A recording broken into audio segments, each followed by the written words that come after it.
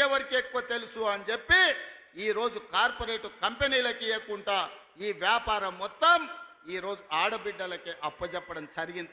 అందుకే ఇందిరమ్మ రాజ్యం కాబట్టి ఆడబిడ్డల ఆత్మగౌరవం నిలబెట్టినాం, ఆడబిడ్డలకు ఆర్థికంగా వెసులుబాటు కల్పించినాం.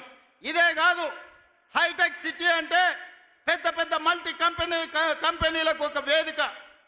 ఇన్ఫోసిస్, విప్రో, మైక్రోసాఫ్ట్ లాంటి కంపెనీలు ఎక్కడైతే ఉన్నాయో అక్కడనే 3.5 ఎకరాలు 100 కోట్ల రూపాయల ఆస్తిని ఆడబిడ్డలకిచ్చి ఇందిరా సహాయ కేంద్రాలుగా వాళ్ళు ఆడబిడ్డలు చేసే ఉత్పత్తి వస్తువులను హైటెక్ సిటీ పక్కన ప్రదర్శించే విధంగా అంతర్జాతీయ వ్యాపారంలో పోటీ పడే విధంగా ఇవాళ ఆడబిడ్డల్ని తీర్చిదిద్ది ప్రపంచంతోనే ఆడబిడ్డల్ని పోటీ పడే విధంగా ఇవాళ మనం తీర్చిదిద్దినాం.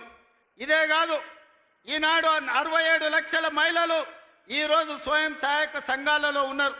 నేను మా బట్టన్నతోని, మా సీతక్కతోని, మా ఆడబిడ్డలతోని మాట్లాడిన రాబోయే రోజుల్లో తెలంగాణ రాష్ట్రంలో 1 కోటి మంది ఆడబిడ్డలను స్వయం సహాయక సంఘాలలో చేర్చి 1 కోటి మంది ఆడబిడ్డల్ని కోటీశ్వరులను చేయడమే లక్ష్యంగా ఈ రోజు ప్రజా పాలన ఇందిరమ్మ ప్రభుత్వంలో మనం చెయ్యబోతున్నాం.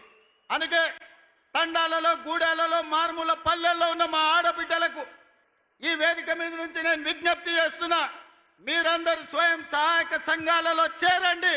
మిమ్మల్ని కోటీశ్వరులను చేసే బాధ్యత మీ సోదరుడిగా మీ రేవంత్ అన్న తీసుకుంటాడు. ఇది నా మాటగా, సోనియమ్మ మాటగా ప్రతి తెలంగాణ ఆడబిడ్డకు ఈ వేదిక మీద నుంచి ఈ రోజు మేము ఇస్తున్నాం. మిత్రులారా Subscribe us and press the bell icon for more interesting updates.